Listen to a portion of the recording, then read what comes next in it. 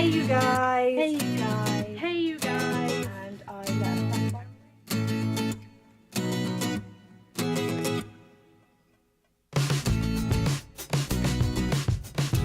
I'm gonna go read a book. Bye guys. Bye guys. Hey you guys! Now I know she's inside and wearing a scarf. Well, I've just been to the shop and I've taken my coat off and forgotten to take my scarf off. But I've started filming, so I'm just gonna roll with it because I can. There you go. That's the quick explanation.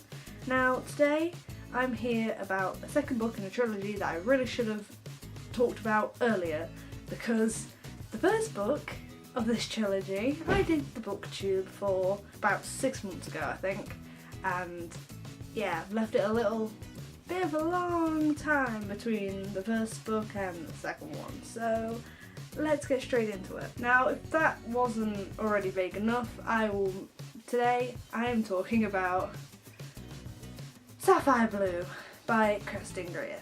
I can't say her name and sorry. This is the second book in the Ruby Red trilogy. If you didn't already know, this is a really good series. It's not actually widely known.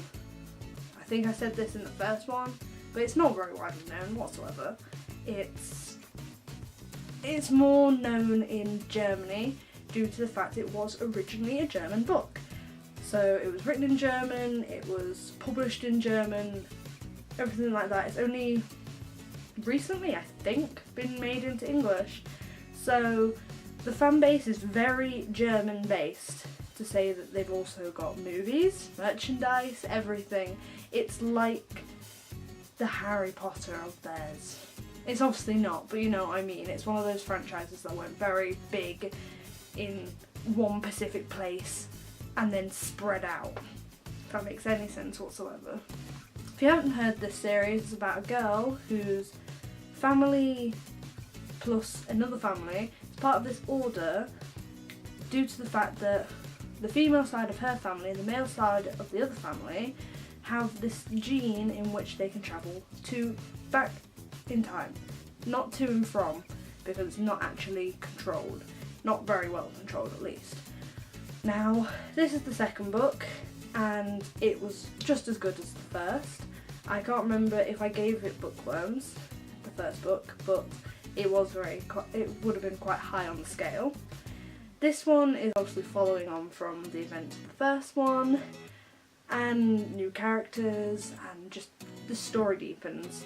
Now obviously if you haven't read this book, if you haven't read the first one, I don't know what you're doing here. Go watch my Ruby Red booktube, take a look at the non-spoilery section, see if I can get you interested, and if you're already interested just by watching this, go check it out. You can find them on the internet and buy them and read them and love them just like I did. But whatever you do, if you see a movie come up called Ruben Rot, do not watch it first, because I accidentally watched the movie before I read the book. I got quite annoyed. I watched the movie thinking it was just a random movie, then found out it was actually a book series, and I was really annoyed and spoiled. Anyway, without further ado, spoilery people must leave, because I'm about to spoil people, okay? And I am not under any circumstances liable if you carry on watching after this section. So go check it out. Time travel and love is great, okay? Bye now. Bye-bye. Now that's all of the spoilery people gone. The already spoiled should still remain. Now, this is such a good book. I love it. I love it. I love it. I love it. But it's basically not, when I think about it, the trilogy is always following one thing. So, technically, if you could be bothered, like really bothered, to sit there and read a book this thick, that would be the story all in one. Now that's not a bad thing. What it means is, because this series spans over the space of like 2 weeks I think, So this is a couple of days long. Well, everything that happens in it is only spans over a couple of days. This only spans over a couple of days. This only spans over a couple of days. So it's really well partitioned because it makes you feel like, oh, there must have been months between what happened in this one and what happened in that one. But no, you read the end of this one and you read the beginning of this one and literally it carries on. I will prove it to you, okay? So yeah, it took me a while to find it because there's an extraction from the second book in the back, obviously like a little taster, and then there's a prologue where it's two different characters, so I had to really find the actual back of the last chapter before the prologue, and it took me a moment. But yeah, they're in a church and they're waiting to transport back, basically, and Gideon's about to kiss Gwendolyn. Don't care, still Gwendolyn. I'm always going to say Gwendolyn, don't care if the British version is Gwenny. Gwendolyn is so much nicer. So Gwendolyn. Anyway, he began stroking my hair. You're totally, absolutely extraordinary. You don't need the magic or any raven to be special to me. He leaned in close as he could get, with his head and arms through the opening of the confessional window, and when his lips touched my mouth, I shut my eyes. Okay, so now I was going to faint. Right. The reason why I'm smiling is because... Ooh, I nearly tripped. The reason why I'm smiling is because I watched Kerstin's, so Portland Banana Books, I think that's her full title, do her booktube for this, and that's what actually got me wanting to read this. And then I forgot about it, and then I watched the movie and I was like, crap, no, this is a book series that I wanted to read, crap, and read the book. But I watched it and she was talking about how confessional windows in churches are usually quite small when depicted in TV shows. So they're usually about yay big, so a little bit bigger than the book. So him having his head and arms through it was quite a funny idea. Now, I never thought of it like that because I have seen TV shows where the confessional window is like freaking huge. So it didn't, like, literally the entire wall was a window. So I didn't see it like that until she said it.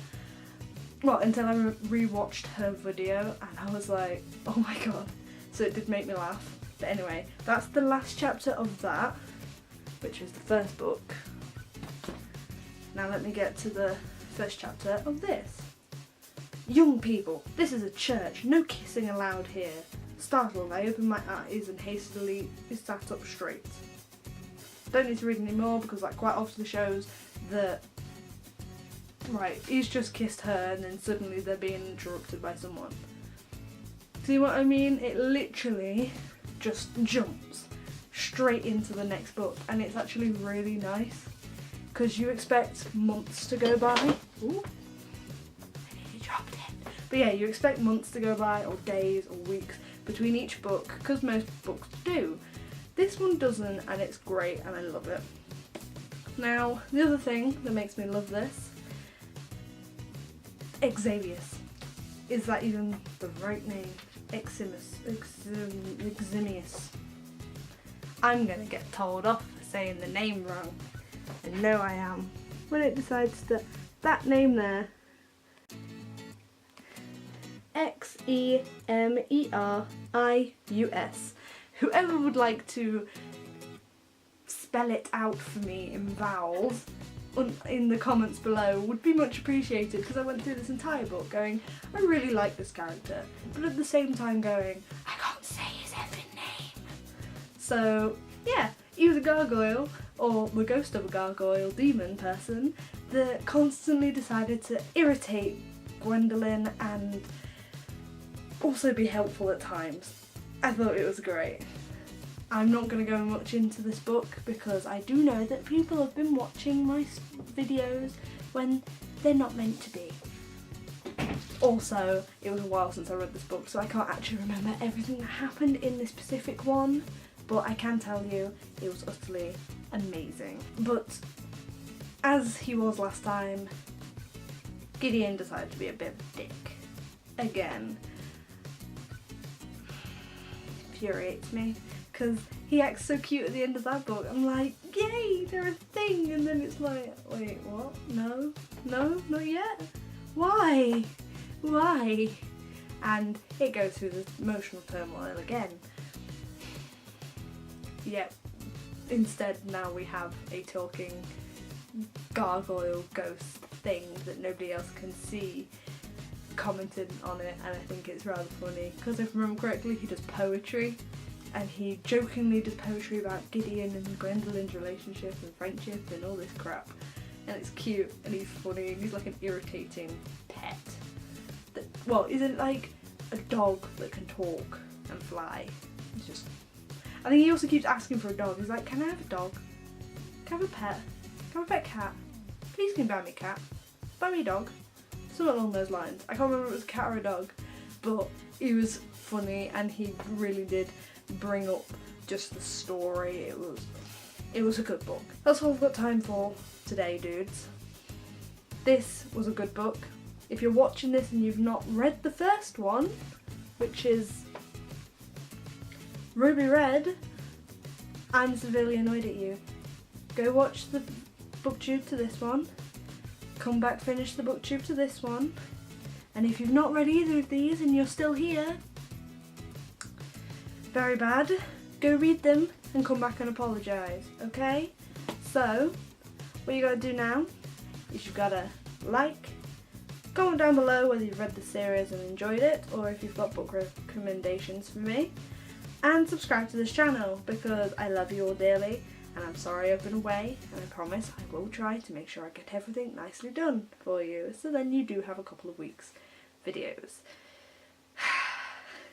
Until next time though, guys, I'm gonna go read a book. Bye!